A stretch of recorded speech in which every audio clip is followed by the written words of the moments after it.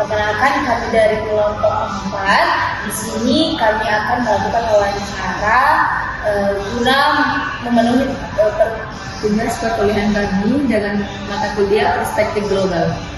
Nah, di sini kita sudah bersama Kak Maria, sebagai narasumber kita. Kak Maria ini sedang menjalani pendidikan profesi dokter. Halo. Wawancara ini bertujuan untuk mengetahui penyakit-penyakit apa yang paling sering dialami oleh pasien akhir-akhir ini dan apa saja faktor-faktor yang mempengaruhinya. Kak, kami mau bertanya, menurut pengamatan kakak, apa saja penyakit yang paling sering diderita oleh pasien akhir-akhir ini di rumah sakit? Baik, saya akan menjawab. Dengan penyakit yang sekarang lagi diderita itu kebanyakan masyarakat kayak tergantung cuacanya. Berhubung saya sekarang lagi di puskesmas dan mungkin beberapa bulan baru pernah sakit, jadi puskesmas kan dia mencakup kayak wilayah tuh, jadi kayak wilayah itu tergantung di sebagian besar penduduknya itu dia wilayahnya menengah ke atas, menengah ke bawah atau menengah, kan ada begitu pembagian penduduk di masyarakat. Pembagian perekonomian lah. Nah itu beda-beda juga penyakit yang diderita. Nah sekarang saya lagi di puskesmas Tamangapa. Nah Tamangapa kan kalian tahu sendiri di situ tempat apa tahu kayak TPA.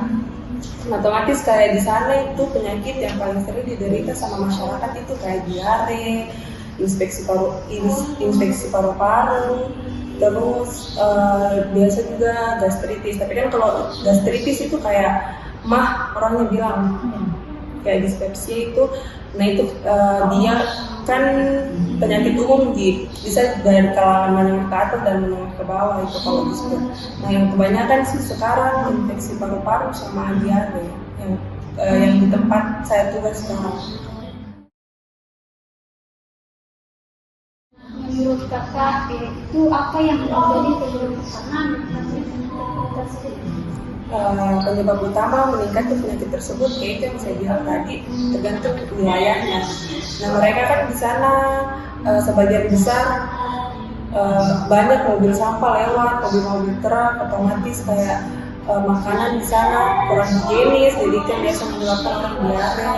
Terus kalau dia infeksi paru-paru, di sana kan daerah yang kayak termasuk gersang. Jarang ada pohon-pohon, masih banyak debu. Apalagi sekarang jarang mungkin di debu, jadi itu biasa keluarnya orang itu datang, dok saya sakit, saya pilek, saya sakit perutku, sudah BAB sekian kali selama 1 hari, kayak gitu. Kebanyakan ya faktor pemicunya itu makanan sama cuaca, debu kayak gitu. Kalau untuk dampak oleh penyakit ini biasa digolongkan anak-anak atau orang tua. Sebagian pada umumnya penyakit ini kan bisa menyerang anak-anak sama orang tua.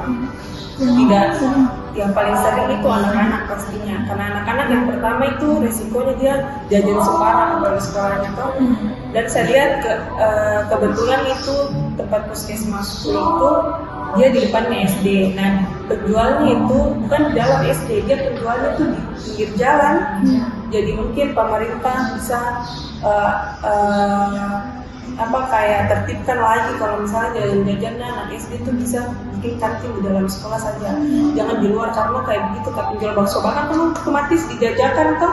Nah kalau ada mobil sampah lewat debu-debu jadi tercemar, anak SD makan itu yang kasih dia bakteri di dalam mulutnya, jadi kasih diare, infeksi paru-paru.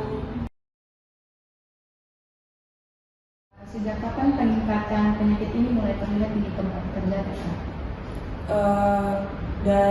Sebenarnya kan itu yang saya bilang tergantung cuaca. Kalau cuacanya kayak hujan, berarti dia kayak flu, batuk kayak gitu kan, karena dingin, flu juga kan biasa disebabkan sama orang yang alergi gitu.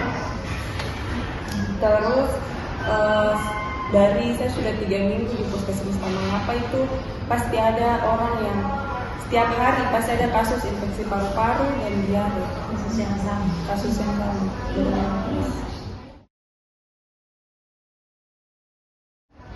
Juga maka kondisi ini tuh tetap sebar rata atau tidak, dan juga rumah sakit bagian mana yang paling sering menangani.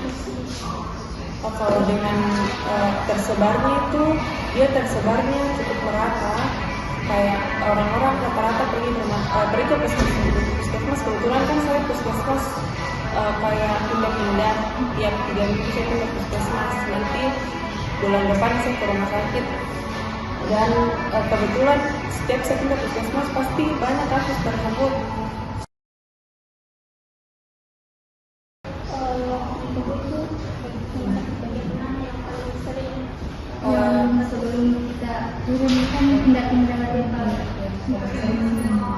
Yang paling sering ini Taman Apa, karena dia kan kita saya bilang tadi wilayahnya dia dekat dengan TPA tuh, jadi kayak mobil sampah itu kayak sering bolak-balik. Menurut Kakak sebagai tenaga medis, apa saja langkah yang bisa dilakukan untuk mengatasi masalah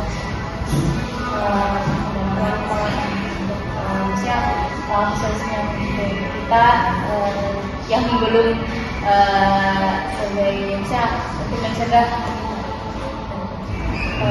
Dari pribadi saya sendiri mungkin bisa semoga pemerintah lihat ini video dan saya sarankan tadi untuk makanan anak-anak SD semoga ditertibkan itu kantinnya ke depan untuk di dalam sekolah saja, jangan ada di pinggir jalan.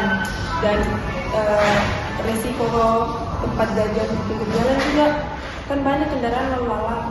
Kasihan anak SD kalau misal ada korban atau ditabrak atau disambar kan kebanyakan begitu. Nah, untuk solusi lainnya dari orang tua itu sendiri, orang tua mungkin bisa lebih rajin menyiapkan anaknya bekal atau tidak cemilan dari rumah, memang biar anaknya bawa jajan di sekolah. Kayak begitu mungkin saran dari saya, jaga hygiene-nya untuk orang tua kepada anaknya. Cukup sekian pertanyaan wawancara kami hari ini.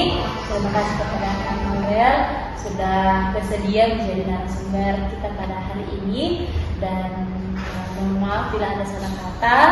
Wassalamualaikum warahmatullahi wabarakatuh.